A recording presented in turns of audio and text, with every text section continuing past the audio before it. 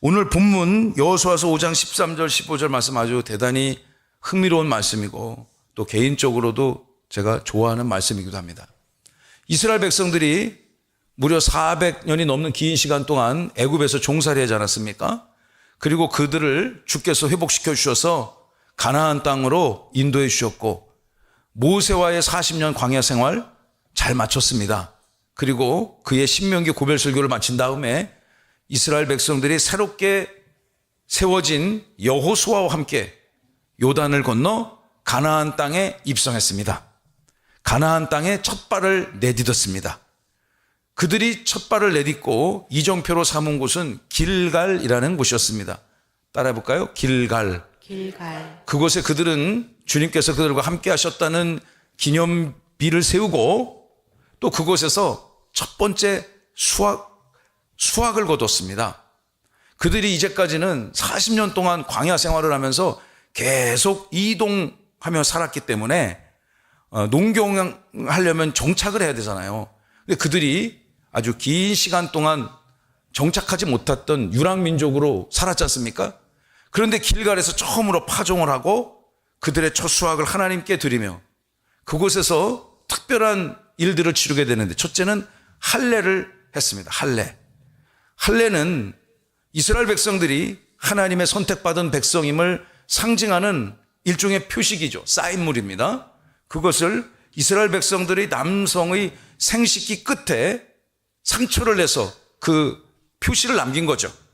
왜 그렇게 했는가? 모릅니다. 그건 주의 뜻이라 주께서 그 몸에 상처를 내서 하나님께서 그 인생들을 그 민족을 반드시 구원하시고 언약을 지켜주실 것임을 확증하는 증표를 그 몸에 남긴 거죠. 이제까지는 그들은 첫째 수확도 할 수 없었습니다. 왜냐하면 광야 생활을 하니까 씨 뿌리고 파종하고 그 식물이나 채소, 열매를 곡식을 거둘 수가 없었어요. 할례도 할 수 없었습니다. 계속 이동하는데 할례를 어떻게 하겠습니까? 그 극심한 고통을 광야 생활을 하면서 아마 그들이 할례를 긴 시간 동안 하지 못했을 것 같아요. 이스라엘 백성들이 이제 역사적인 요단강 도하를 통해서 이 요단강 서쪽 가나안 땅 지역으로 이제 들어오게 되었고 그곳에서 그들이 얼마나 감격했겠습니까? 수십 년 동안 광야 유랑 생활을 거쳤고 그렇게 하나님께서 주시기로 약속한 그 땅에 수많은 세대의 세대를 거쳐서 그들이 가나안 땅에 들어와서 첫 파종에서 열매를 얻고 또 곡식을 얻고 또 할례를 통해서 하나님의 거룩한 백성임을 증표하게 되었고 첫 번째 유월절을 그들이 그 땅에서 경험하게 되었습니다. 여러분, 유월절은 무엇을 의미하는 것입니까? 이스라엘 백성이 하나님의 선택받은 백성, 어린 양 보혈의 피, 그 죽음을 극복하는, 죽음을 이겨내는 그 권세, 능력으로 그들이 구원 백성 되었음을 상징하는 이스라엘 최고의 민족 절기 아닙니까? 그들이 가나안 땅에 들어와서 처음으로 수확을 했고 할례를 행했고 또 첫 유월절을 보냈습니다. 그들이 그곳에서 1년 동안 정착해 있으면서 얼마나 기쁘고 행복했겠습니까? 꿈 같은 시간을 그들이 보냈을 것 같아요. 계속 여기저기 유랑하며 다니다가 정착지를 하나님이 주셨고 식량을 주셨고 또 이스라엘 백성으로 거룩함을 회복하는 할례도 유월절도 치렀으니 그들의 영적인 상태가 굉장히 충만하게 풍성했을 것 같아요. 은혜가 가득하지 않았을까 싶습니다. 그런데 그들이 그 길갈이 그들의 최종 목적지가 아닙니다. 그것은 요단을 건너서 바로 첫 번째 있는 한 도시에 지나지 않았고 그들이 그 광활한 가나안 땅을 정복해야 될 사명을 하나님으로 부여받았기 때문에 그들에게 주어진 첫 번째 큰 과업, 반드시 극복해야 되는 첫 번째 난제 중의 난제 무엇일까요? 여호수아서 오늘 본문 사건 바로 뒤에 나오는 여리고 성과의 전쟁을 치러야 되는 그런 상황을 그들이 직면하게 되죠. 그러니까 오늘 본문 여호수아가 여호와의 군대 대장을 만났던 이 사건은 제가 서두에 말씀드린 길갈에서의 그 사건, 할례, 수확, 첫 번째 수확, 그리고 유월절을 마치고 이제 6장에 여리고성 정복전쟁, 여리고성 점령작전을 벌이는 다 그 중간에 오늘 사건이 위치해 있는 것입니다. 그러니까 이 본문이 여호수아 전체에 어떤 의미를 갖고 있고 어떤 구조를 갖고 있는지를 제가 앞뒤 맥락을 설명을 해드렸습니다. 이제 큰 이스라엘 백성들이 대군을 이끌고 정복전쟁을 시작해야 돼요. 그 맨 선봉에 아마도 여호수아가 서 있었을 것으로 생각합니다. 뭐든지 이 맨 앞장선자 얼마나 두렵겠어요. 거기를 잘 알던 곳도 아니고 누가 가면 도와주는 사람이 있는 것도 아니고 그 땅을 들어오면 당장 일전을 큰 전쟁을 준비하고 있는 강력한 정착민족들이 성을 든든히 싸고 지키고 있는 겁니다. 여러분, 성을 공격하는 세력이 있고 성을 방어하는 세력이 있다고 상상해 봅시다. 우리나라도 전쟁 나면 저 북방이나 해양에 이 이방 민족들이 우리나라 이 땅 한반도를 침략하면 이 성을 중심으로 전투했잖아요. 그것이 전쟁하는데 훨씬 유익하기 때문이죠. 생명을 보존하는데. 근데 제가 어떤 전쟁사를 공부하신 분의 그 강의를 한번 들어보니까 이 성을 빼앗으려고 하는 사람, 그리고 성을 지키려는 사람, 이 전력 차이가 전력이 어느 정도 돼야지 이게 비등하게 전투가 되는가. 적어도 바깥에서 성을 공격하는 세력들이 3배 이상의 전투력을 갖고 있어야 그것이 전쟁이 성사되고 또 게임이 어느 정도 매칭이 되는 그런 전쟁이 어느 정도 매칭이 되는 그런 전쟁 역사를 갖고 있다는 얘기를 제가 언젠가 그 전쟁 역사를 공부한 사람으로부터 들은 기억이 납니다. 그래서 이스라엘 백성들이 모든 면에 있어서 열세합니다. 그 환경에 익숙하지도 않고요. 이미 정착민족들은 발달된 철기 문화를 갖고 있었는데 이스라엘 백성들은 아직 그런 문화, 무기를 보유하고 있지 않아요. 또 병력도 충분하지 않았을 것입니다. 훈련된 군사도 아닙니다. 그런 군사들을 200만 명을 쫙 이끌고 요단강을 건너서 여호수아가 최전선에 지금 서게 돼 있는 거죠.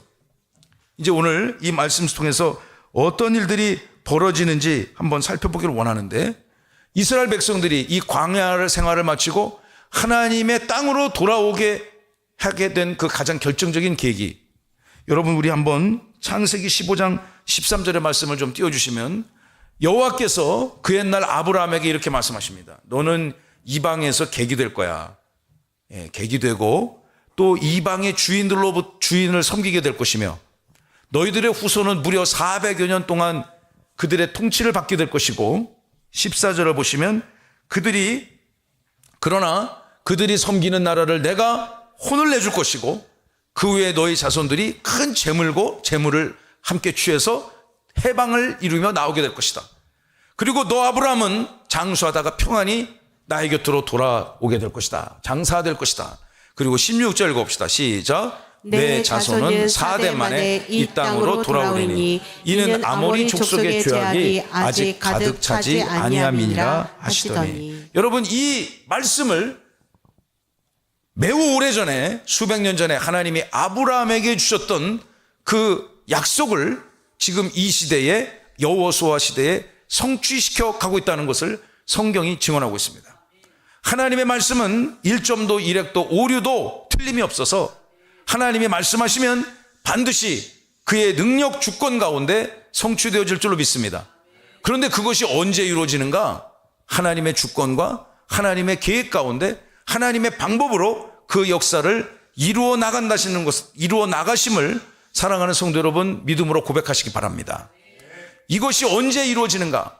가나안 땅에, 우리 생각 같아서는 이스라엘 백성들이 빨리 돌아와서, 빨리 해방되어 돌아와서 빨리 그 땅을 차지하면 좋겠는데, 하나님이 무려 430년 넘는 긴 세월 동안 그들을 객이 되게 하고 40년 동안 광야 생활을 거쳐서 이제야 그 땅으로 돌아오게 된 결정적인 계기가 무엇인가?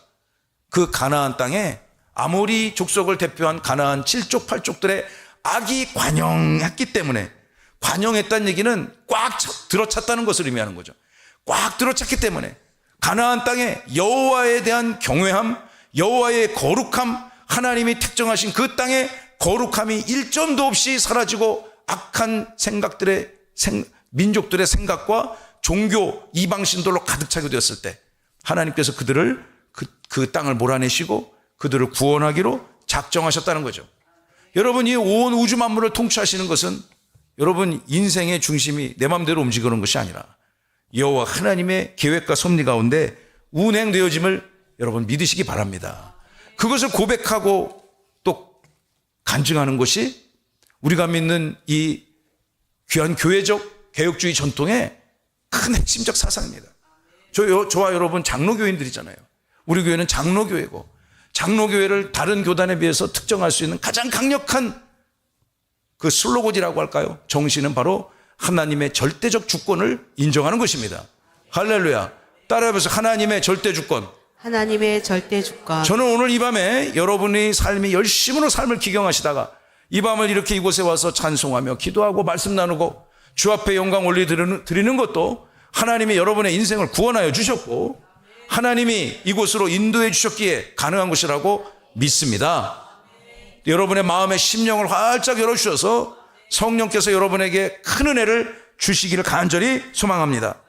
여러분, 우리 또한 그 다음 말씀을 한번 띄워주세요. 신명기 9장 4절과 5절의 말씀을 보시면요, 좀 말씀이 깁니다만 제가 설명을 드리겠습니다. 여호와 하나님께서 그 이스라엘 백성들을 다시 회복시키고 또 그 땅을 차지하게 하시는데 그러한 것들이 어떻게 이루어지는가? 5절을 열어주십시오. 읽어볼까요? 시작. 내가 가서 그 땅을 차지함은 너의 공의로 말미암음도 아니요 내 마음이 정직함으로 말미암음도 아니요 이 민족들이 악함으로 말미암아 내 하나님 여호와께서 그들을 내 앞에서 쫓아내심이라.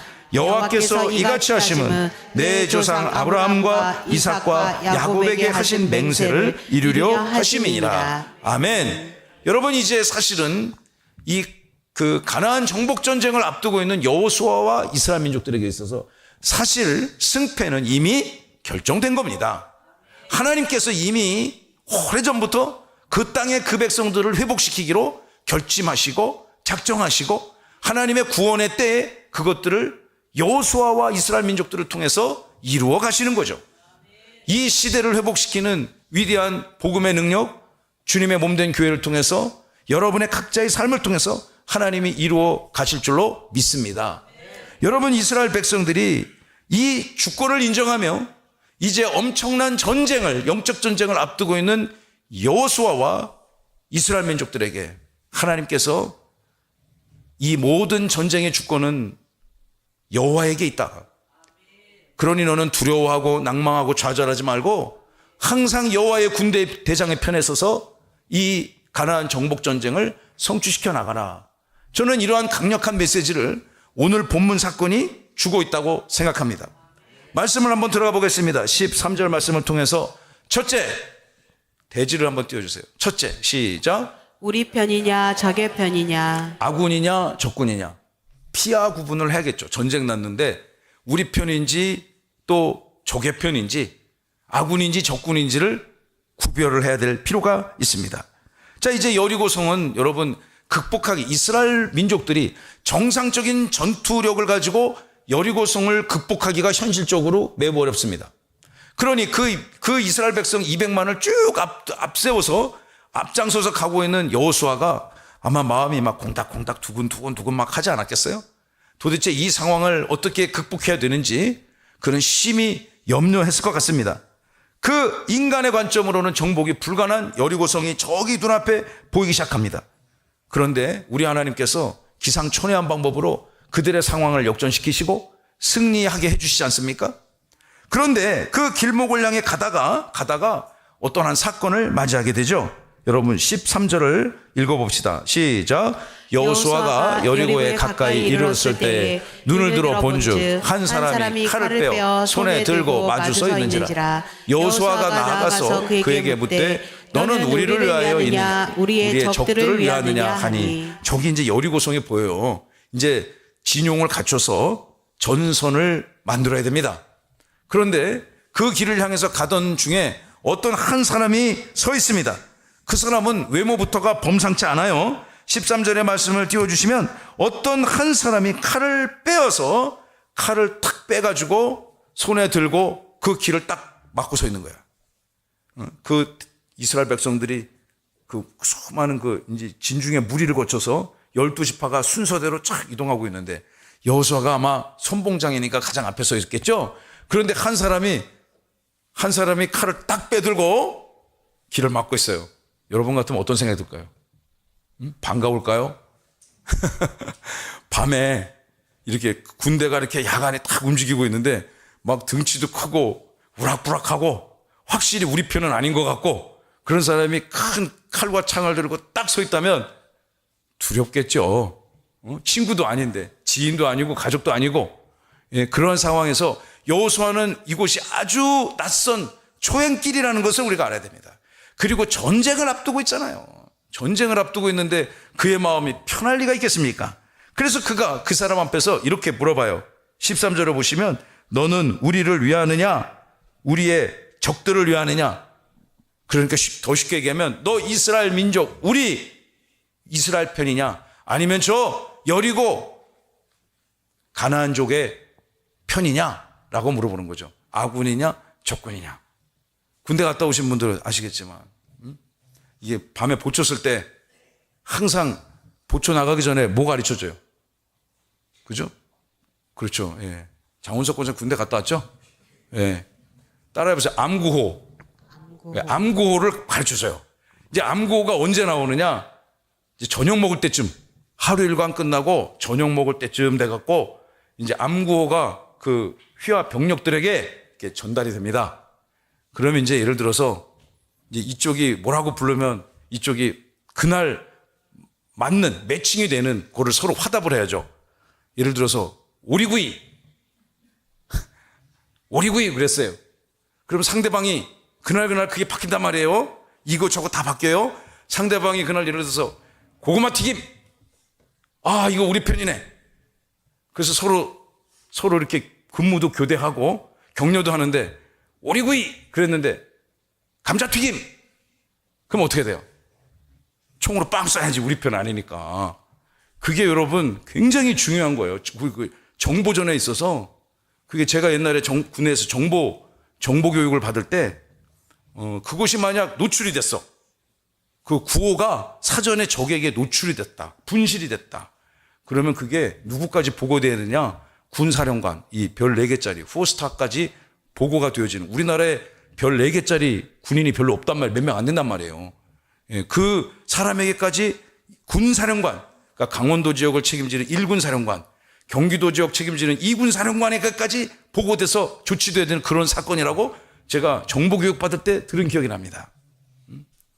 지금 이 여호수아가 낯선 길에서 만난 칼 높게 빼든 그 자를 향해서 너 누구야? 누구 편이야? 우리 이스라엘 편이야? 당연히 이스라엘 편 아니겠죠. 자기가 보낸 사람 아니잖아요. 그러니까 적의 편일 가능성이 대단히 높은데 이 사람이 당신은 우리 이스라엘을 지지하는 사람이요 아니면 저 여리고 성 안에 가나안 땅에 있는 사람이요? 라고 물어보는 것입니다. 그럼 대답을 해야 되잖아요. 주거니 받거니 대답을 해야 되는데 여러분 둘째 여호와 군대 대장의 답변이 아주 멋있습니다. 우리 14절 한번 읽어볼까요? 그가 이제 여호수아가 너 아군이냐 적군이냐 이렇게 물어봤단 말이에요. 따라해보세요. 아군이냐 적군이냐? 아군이냐 적군이냐. 이렇게 물어봤는데 이 낯선 사람이 뭐라고 대답하는지 한번 잘 말씀 속에서 읽어봅시다. 14절 시작. 그가 이르되 아니라 나는 여호와의 군대 대장으로 지금 왔느니라. 여기까지 14절 상반절까지 그가 이렇게 얘기했어요. 여호수아가 네 오리구이 지난주에 오리를 많이 먹어가지고 오리구이 오리구이 먹은 다음에 꼭 고구마 튀김을 거기다가 구워 먹어야 되거든요. 그래서 고구마 튀김 해야 되는데 그 편도 아니고 네 편도 아닌데요. 우리 충청도 버전으로 하면 이쪽도 아니고 저쪽도 아니에요. 댁부터 말해봐요. 이런 거죠. 제가 얼마 전에 그 박영규 씨가 얘기한 그 재밌는 얘기를 들었다고 뭐 어디서 말씀을 드린 것 같은데 원래 충청도 분들이 저 충청도에 온 지 30년 됐거든요. 근데 처음 와갖고 한 10년 동안 충청도 분들 정서가 좀 내가 잘 이해가 안 돼가지고 지금은 완전히 충청도 사람이 되어졌습니다. 예, 딱 한 가지 빼놓고 프로야구 빼놓고는 싹 다. 예, 그 이상하게 프로야구는 안 바뀌지대. 어렸을 때 제가 좋아하던 팀이 그거 빼놓고는 완전히 저도 충청도 사람이 됐고 우리 아이들은 뭐 다 이 땅에서 났으니까 충청도 사람이죠. 근데 충청도에 속을 잘 밝히지 않는다. 그래서 여론조사 같은 거 가장 안 맞는 동네다. 그런 얘기 들어보셨잖아요. 그게 왜 그러느냐? 이 땅이 마저 하도 뭐 고구려 백제 신라가 그냥 아침에 주인이 바뀌고 저녁에 주인이 바뀌고 서로 그런 곳이라서 쉽게 내가 이쪽 편이다 저쪽 편이다 밝히면 생명을 위협받는 거예요. 그래서 아침에 새로운 군대가 들어와갖고 이제 너 어느 나라 사람이야? 이렇게 물어봤어요. 그러니까 여기 충청도 계시는 분이 가만히 있다가 먼저 얘기해봐요. 그랬다잖아요. 100부터 얘기해요.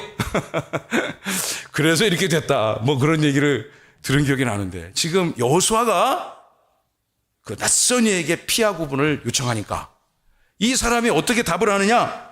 말씀을 띄워주면 아니다. 아닌데요. 그러니까 여호수아가 물어보는 질문에 미스매칭되는 거죠. 답을 줄 수가 없는 거예요. 나는 누구 편이냐면 여호와의 군대 대장으로 지금 이곳에 있다. 할렐루야. 지금 이 낯선 사람이 여호수아가 두려워 떨며 물어봤는데 너 이스라엘 편이야? 가나안 편이야? 라고 물어보니까 이 사람 뭐라고 대답했습니까? 나는 누구 편이에요? 여호와의 편이야. 이렇게 얘기한 거예요. 나는 여호와의 편이다. 시작. 나는 여호와의 편이다. 이 밤에 예배하는 여러분들이 다 여호와 하나님의 편인 줄로 믿습니다. 그러니까 여러분 이 여호와의 편에 여호와 하나님 입장에서는 여호와 군대 대장 입장에서는 그들이 이스라엘 편인 것 당연히 중요하지만 그리고 가나안 편이라 할지라도 그들이 누구의 편인 게 중요한가? 여호와 하나님의 편이라는 그 영적인 정체성을 여호수아와 이스라엘 백성들에게 주고자 하는 것이 목적이 있는 거죠. 이제 이들은 큰 전쟁, 큰 대사를 앞두고 있어요. 그런데 그곳에서 이 낯선이가 찾아와 갖고 여호수아는 여러분 이럴 때 한 명이라도 더 자기 편이어야만 하잖아요. 어려울 때 한 명이라도 자기 편인데 저 낯선 사람이 당신이 여호수아 장군입니까?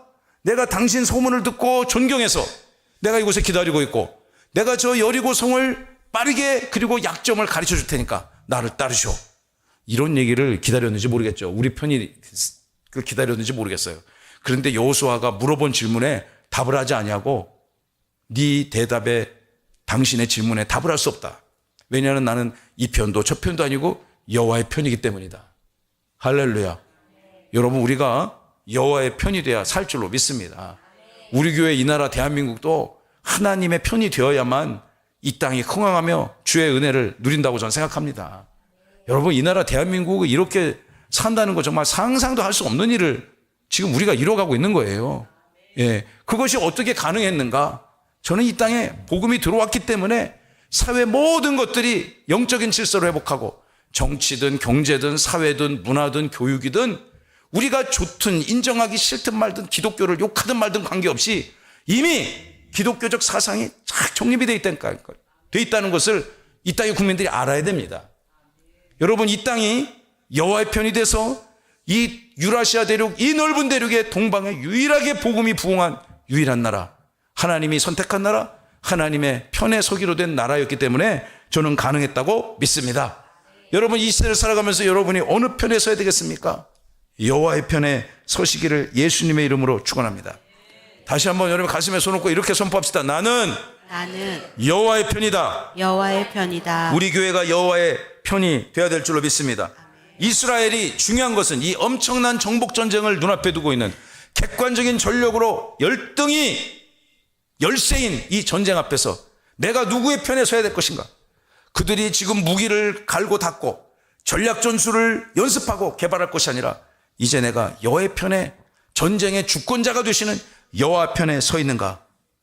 아니면 인간의 편에 서 있는가? 여호와의 대적자의 편에 서 있는가? 우리 항상 이것을 가려야죠. 잘 분별하여 은혜 얻는 여러분 되시기 바랍니다. 그러니까 여러분 살아가는 삶의 모든 순간마다 성찰하셔야 되겠죠. 내가 지금 여호와께서 기뻐하고 있는 삶을 영위하고 있는가? 내가 지금 여호와의 편에 섰다고 말할 수 있는가? 인정받을 수 있는가? 내가 여호와의 영광을 위하여 오늘의 삶을 살고 있노라 말할 수 있는가? 함께 성찰하시며 여러분의 삶을 승리하셔야 될 줄로 믿습니다.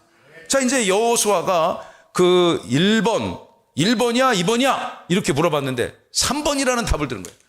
그러니까 자기가 예상하지 못했던 답안이 나왔습니다. 여호수아가 어떻게 반응할까요? 14절 후반부 말씀을 읽어봅시다. 우리 아까 읽었죠? 여호수아가 두 번째 줄부터 읽어봅시다. 시작. 여호수아가 얼굴을 땅에 대고 엎드려 절하고 그에게 이르되 내 주여 종에게 무슨 말씀을 하려 하시나이까. 아멘. 여호수아가 상당히 괜찮은 사람입니다. 여호수아서 1장을 보면은 두려워 떨던 그에게 하나님이 직접 그에게 찾아와서 모세에게 해줬던 모든 것들을 내가 너에게 똑같이 함께 할 것이다. 할렐루야. 그 은혜가 우리 가운데 있을 줄로 믿습니다. 그 말씀의 역사가 너에게 임할 것이다. 여호수아가 특별한 설교를 들은 거죠. 하나님이 직접 찾아오셔서 1대1로 원투원으로 주는 설교 메시지를 여호수아가 받은 것입니다. 그리고 계속해서 하나님이 그와 함께 하신다는 것을 확증시켜 주시고 환경으로 보여주시고 또 매일매일의 삶의 그의 치열한 사역 속에서 그것을 경험하며 누리고 인정하게끔 하나님이 만들어 가시는 거죠.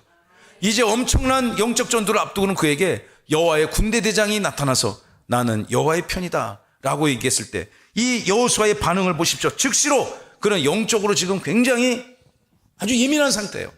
둔감한 상태가 아니고 하나님의 역사를 간절히 소망하고 비록 그의 눈앞에 있는 삶의 환경은 매우 곤고하고 열악하나 하나님이 나와 함께 하신다는 그 믿음으로 그 마음의 믿음이 삶이 기도가 충만하기 때문에 여호와 하나님의 메시지를 들은 순간 그의 태도를 보십시오. 그 즉시로 얼굴을 땅에 대고 얼굴을 땅에 묻어버리고 엎드려 절하며 뭐 했다는 얘기입니까? 경배했다는 얘기죠. 하나님 앞에 예배했다는 것입니다. 그리고 그에게 이렇게 물어봅니다. 내 주여 말씀하십시오.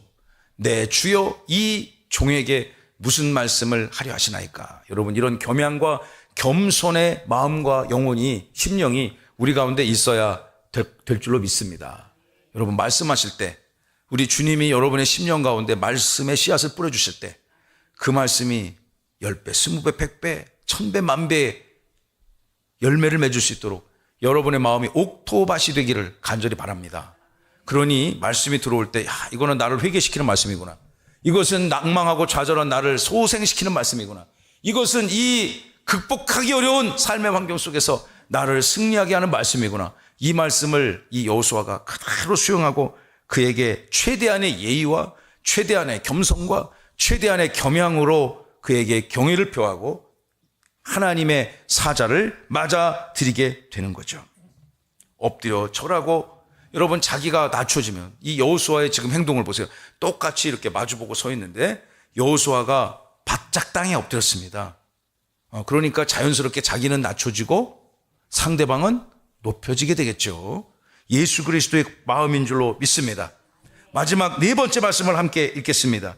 여호와의 군대 대장이 이제 명령합니다. 15절 읽어봅시다. 시작. 여호와의 군대 대장이 여호수아에게 이르되 내 발에서 신을 벗어라. 내가 선 곳은 거룩하니라 하니 여호수아가 그대로 행하니라. 아멘. 여호와의 군대 대장이 이 여호수아의 지극한 경배를 받은 이 여호와의 군대 대장이 하나님의 메시지를 신탁하기 시작합니다. 하나님의 메시지를 전달하기 시작합니다. 그 메시지는 무엇입니까? 내 발에서 신을 벗어라. 다 함께 시작. 내 발에서 신을 벗어라. 이거 어디서 본 것 같지 않아요? 어딘가에서? 응? 어디에 이 비슷한 본문이 나옵니까? 예? 출애굽기? 내가 안 써서 잘 모르겠죠. 자기가 안 써가지고. 그죠? 출애굽기 3장 5절에 보면 모세가 처음으로 하나님 앞에 소명을 받을 때, 하나님 앞에 부르심을 받을 때 가시떨기나무에 현현하신 하나님 여호와 하나님 만나고 그곳에서 나오는 음성이 내가 선 곳은 거룩한 거니까 내 신발을 벗어라. 그런 메시지, 똑같은 메시지. 하나님의 특별한 현현하심이 나타났을 때 그 이스라엘 민족들에게 주시는 하나님의 그 귀한 메시지죠. 내가 선 곳은 거룩하다. 내 발에서 신을 벗어라.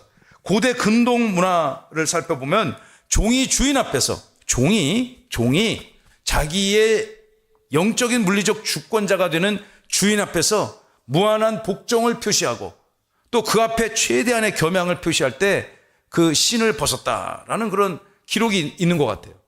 교회의 전통에 의하면. 여러분, 그들이 그런 문화 속에서 이런 말씀 맥락이 나왔겠죠. 하나님이 그에게 말씀하십니다. 내가 선 곳은 거룩한 곳이니 너의 발에서 신을 벗어라. 그들의 영적인 위치를 알려줍니다. 지금 서 있는 곳은 하나님의 영광이, 임재가 현현하시는 곳. 그곳은 거룩한 곳이죠. 얼마나 거룩한 곳입니까? 그곳에서 그들은 거룩성을 회복하기를 주님은 원하십니다. 여러분, 이 말씀이 아까 길갈에서의 그 세 가지 사건, 그리고 이제 여리고 성 그 위대한 정복전쟁 그 중간에 딱 포진되어 있는 그 말씀이라는 것을 여러분 잊으셔서는 안 돼요. 그 앞뒤 맥락을 딱 쪼개놓고 이 말씀만 딱 되면 이게 해석이 잘 안 됩니다. 그러나 성경 앞뒤 컨텍스트 맥락을 따져봤을 때 충분히 이 본문은 정말 본문이 주는 메시지를 우리도 바르게 해석하고 바르게 적용할 수 있는 그런 가치가 있는 귀한 말씀이죠. 사랑하는 성도 여러분, 우리가 여러분의 삶에 큰 어려움이 찾아왔어요. 예를 든다면, 그리고 여러분의 삶에 반드시 극복해야 될 난제, 극복하기 어려운 큰 산이 여러분에게 있습니다. 그럴 때 여러분 어떻게 해야 되겠냐고요. 그럴 때 어떻게 해야 될까요? 막 사람 찾아다니면서 여기저기 찾아다니면서 자문을 구하고 점치는 사람 쫓아다니고 그렇게 사는 사람들도 많이 있지만요. 아니면 주변에 이웃 친구들 만나가지고 서로 고민 상담하면서 문제를 해결해야 됩니까? 어떻게 해결해야 됩니까? 여러분, 그것이 문제 해결이 아닙니다. 여러분의 삶에 첫째, 거룩함을 회복하시기 바랍니다. 할렐루야. 여러분의 삶에 성결을 회복해야 돼요. 성결을 회복해요. 다 함께 성결을 회복합시다. 성결을 회복합시다. 구약 성경에 거룩이란 말도 나오고 성경이라는 말도 나오지만 이 히브리 원어적 본문은 다 함께 카도시. 거룩하다, 흠이 없다, 오류가 없다는 뜻이에요. 하나님께서는 우리에게 항상 거룩함을 요구해요. 항상 우리에게, 물론 거룩이라는 것이 인간의 속성은 아닙니다. 인간의 특징은 아니죠. 우리가 어딜 봐서 스스로 거룩하다 말할 수 있습니까? 거룩은 위대하신 여호와 하나님, 그 죄가 1점도 1획도 찾아볼 수 없는 완전한 선과 정의와 공의의 그 하나님, 그 하나님의 가장 강력한 속성이 거룩인 줄로 믿으시기 바랍니다.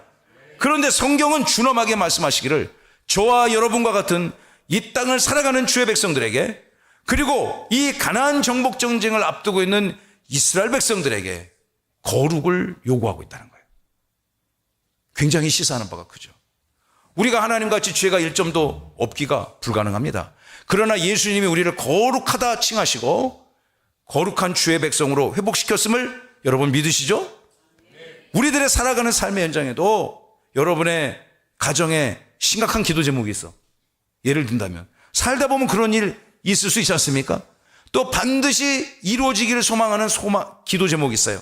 그런 것들이 앞에 딱 놓았을 때 우리는 주님 앞에 내가 살아가는 그 삶의 현장이 하나님 보시기에 거룩성을 회복하고 있는가. 이 여호와의 군대 대장이 이스라엘 백성들의 여호수아에게 딱 나타나서, 야, 여리고성을 말이야 정복할 때는 이렇게 일진은 저 후방에 가서 배치시키고 좌우 옆에는 이렇게 공격하고 이렇게 화살을 쏘갖고 화공을 하고 이런 전략 전술을 가르쳐 주지 않았어요. 이제 다음에 6장을 읽어보면은 말도 안 되는 작전을 지시한단 말이에요. 인간의 이성과 지혜로 헤아리는 정말 이 너무나 우스꽝스러운 작전이 하나님에게 하달된단 말이에요. 그런데 서두에 말씀드렸다시피 이미 전쟁의 승패는 전쟁의 주권자가 되시는 여호와 하나님께서 정하셨음을 믿으시기 바랍니다. 하나님이 원하시는 것은 이스라엘의 하나님의 거룩한 백성으로서, 거룩한 여호와 하나님의 군대로서 이 땅에 하나님의 거룩함을 회복하며 하나님의 나라를 이루어갈 그런 자격을 갖추고 있는가, 그러한 삶과 민족 공동체의 모습을 갖고 있는가, 그런 신앙을 갖고 있는가, 여호와 하나님의 편이라는 강력한 영적 정체성을 그들이 가지고 있는가. 하나님은 그것을 회복시켜 주는 거죠. 여호와 군대 대장이 내가 선 곳은 거룩한 곳이니 거룩한 땅에서 너의 더러운 곳을 벗어라. 하나님께서 날마다 성결케 하심을 원하시는 저와 여러분 되시기 바랍니다. 여러분, 우리가 성결할 수 있는 가장 강력한 방법이 뭐가 있을까요? 여러분, 언제 성결해집니까? 언제 거룩해집니까? 정답! 예배할 때 우리는 가장 가까운 하나님의 속성에 가장 가까워지는 거예요. 지금 여러분들의 심령이 뭐 곤고하고 억울하고 뭐 속상한 그런 게 있을 수 있겠죠. 그러나 이 시간 예배하면서 하나님의 성품에 가장 닮아가는 그런 복되고 귀한 시간이 되심을 여러분 날마다 누리시기 바랍니다. 이 교회가 이제 제가 이제 교회 성도도 늘어나고 차량 운행도 더 해야 되고 그래서 차를 한 대 살라고 차를 한 대 사야 되겠다. 그래서 이제 제가 차를 판매하는 분하고 어저께 오셔서 좀 대화를 나눴습니다. 그래서 제가 이제 대전에서 오신 분인데 제가 상담을 이렇게 이것저것 제가 궁금한 것도 물어보면서 그런데 선생님 이렇게 예수님 믿으시냐고. 그러니까 어렸을 때는 뭐가 이렇게 들었는데 뭐 아버님이 뭐고 뭐 권사님이 뭐고 뭐가 어머님이 한참 설명하는데 잘 들어보면 본인은 안 다닌다는 거예요. 결국은 들어보면 그런 얘기더라고요. 그래서 제가 그래도 아무리 세상이 바쁘고 얘기하다 보니까 저랑 또 세이메이지 동갑이고 제가 이렇게 물어봤어요. 이 사회생활 이 일 하신 지 몇 년 되셨나요? 그러니까 제가 이렇게 돼가지고 이제 30년 됐습니다. 그러시는 거예요. 정말 뭐 이 분야에서는 뭐 최고 베테랑이시겠네요. 뭐 차에 대해서는 모르시는 게 없겠네요. 그러니까 뭐 그냥 차 조금 알죠, 뭐 목사님. 그러면 나이도 얼추 이렇게 되셨겠네요. 그러니까 그렇죠. 저랑 비슷한데요. 저도 사회생활 대학 졸업하고 사회생활한 지가 이제 30년이 됐으니까요. 비슷하잖아요. 이렇게 맞춰보니까 연배가 같더라고요. 나이가 생년이 같더라고요. 그래서 제가 그랬어요. 저도 이렇게 하다가 이제 목회를 이렇게 하게 됐는데 선생님 차 파는 것도 중요한데요. 예수님부터 먼저 믿으셔야 돼요. 일주일에 몇 시간 사세요? 제가 이렇게 물어봤어요. 일주일에 몇 시간 사세요? 그러니까 이제 계산기 이렇게 두드리시려고 그러더라고요. 제가 가르쳐 드릴게요. 24시간 곱하기 7하면 168이잖아요. 따라해보세요. 168. 일주일 누구나 다 168 쓰잖아요. 뭐 더 쓰는 사람도 없고, 뭐 왕이라고 해서 뭐 200시간 쓰는 것도 아니고, 뭐 가진 게 없다고 해서 100시간 쓰는 거 아닙니다. 똑같이 하나님이 168시간 주셨는데요. 168분에 뭐 다른 나라 열심히 하더라도 일단 주일부터 회복하시기 위해서 168분의 1, 168분의 1, n분의 1로 따지면 이 168개의 1시간 단위, 168개의 시간, 그 중에서 그 1시간을 따로 정확하게 구별하여서 하나님 앞에 우리 선생님이 예배드린다면 이 똑같은 1시간이 1시간이 아니라 그 1시간 때문에 당신의 167시간이 살아날 수 있습니다. 할렐루야. 제가 이렇게 한 분을 앉혀놓고 설교를 했어. 내가 차를 사야 해서 상담을 다 받고. 그러니까 그런가요 목사님? 내 말을 믿어보시라니까요. 일단 한번 믿어보시라니까요 하면서 여러분 이 1시간이 똑같은 167시간하고 같은 가치가 있는 게 아니에요. 그거 어떻게 아냐? 비행기 타보면 알아요. 비행기. 우리가 KTX나 뭐 BRT, 뭐 버스나 다 똑같은 요금을 징수하지 않습니까? 뭐 옆에 탄 사람이나 저나 뭐 앞으로 탈 사람이나 그 구간에 따라서 요금이 다 이렇게 정해져 있습니다. 근데 비행기는 그렇지 않잖아요. 비행기는 어떤 사람은 막 미국 예를 들어 뉴욕 왕복한다 했을 때 어떤 경우는 막 400만 원, 500만 원 이렇게 살 수도 있겠지만 어떤 사람은 막 80만 원에 갔다 올 수도 있어요. 그 똑같은 태평양을 왕복하고 미대륙을 건너 횡단해가지고 다시 돌아오는 그 라운드 트립 왕복 여행에 있어서 어떤 사람은 운 좋게 사면 7, 80만 원도 살 수 있지만 어떤 사람은 막 5배, 6배를 주고도 간신히 사는 경우가 있어요. 그게 뭐냐? 왜 그럴까요? 가치가 다르다는 거예요. 가치가. 내가 미국 갔다 온 그 경제적 가치와 500만 원 주고 사고 갔다 오는 사람의 경제적 가치가 다르다는 거죠. 그래서 이거를 경제학에서는 value management, 가치 경영이라고 얘기를 해요. 가치가 다르다는 거예요. 가치가. 따라해보세요. 가치가 다르다. 가치가 다르다. 물론 이 자리에 계신 분들은 모두가 다 소중한 하나님의 자녀인 줄로 믿습니다. 그러나 이 비행기 값도 가치가 다른데 우리 하나님 앞에 인생을 허락받은 이 귀한 인생들에게 허락받은 이 168시간이 똑같지 않다니까요. 물론 모든 것들이 다 소중하지만 168 중에 예배하는 그 시간이 가장 가치 있고 다이아몬드와 같은 영적으로 아름다운 시간임을 우리는 믿고 고백해야 돼야 될 것입니다. 할렐루야. 그러므로 그 한 시간을 우리가 하나님의 속성을 회복했을 때 나머지 다른 167시간이 질서를 회복하게 되는 거예요. 저는 이 원리가 확실하다고 믿습니다. 그러므로 우리가 예배할 때 전심전력을 다해야 되는 거죠. 그러니까 똑같은 가치가 168개 가치가 똑같지 않기 때문에 가장 최고로 빛나는 가치가 예배 시간이기 때문에 내가 이 가치 있는 시간을 최대한 쓰기 위해서 저는 이렇게 말하고 싶어요. 제가 목사라서 이런 얘기하는 게 아니라 여러분의 영적인 컨디션, 여러분의 물리적 컨디션, 여러분의 모든 심리적 상황까지 고려해서 그 예배하는 그 시간에 전심전력으로 에너지를 쏟아볼 수 있도록 여러분이 가장 건강한 상태로 하나님을 만나야 될 줄로 믿습니다. 그러면 그 예배가 주는 하나님의 거룩한 힘으로 여러분의 기타의 다른 삶, 가정생활, 또 다른 직장생활, 사업장, 자녀들과의 관계, 이러한 모든 삶의 환경이 하나님의 은혜로 형통케 될 줄로 믿습니다. 지금 이스라엘 백성들에게 여호와의 군대 대장을 통해서 하나님이 주는 강력한 메시지가 무엇인가? 여호수아, 너 잘 들어. 이스라엘 편이냐 저 가나안의 편이냐 이게 중요한 게 아니라 네가 먼저 너의 민족이 나 하나님 여호와의 편에 서 있어야 돼. 할렐루야. 두 번째는 이제 네가 그 여리고성 정복전쟁을 앞두면서 각양각색의 전략전술 무기를 찾고 돌멩이를 확보하고 던져야 되니까 이런 것이 중요한 것이 아니고 네가 먼저 하나님 앞에 은혜 얻기에 충분한 거룩성을 회복하고 있는가.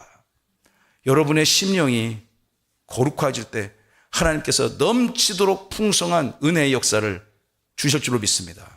여러분, 하나님이 마음껏 일할 수 있도록 우리가 우리의 삶의 환경을 거룩하게 만들어야 될 책임이 있다는 거죠. 믿으시면 아멘. 그 역사가 여러분 가운데 있기를 바랍니다. 그 역사가 우리 교회 공동체 가운데 있기를 바랍니다. 그래서 우리 날마다 하나님이 함께하는 인생을 소망하잖아요.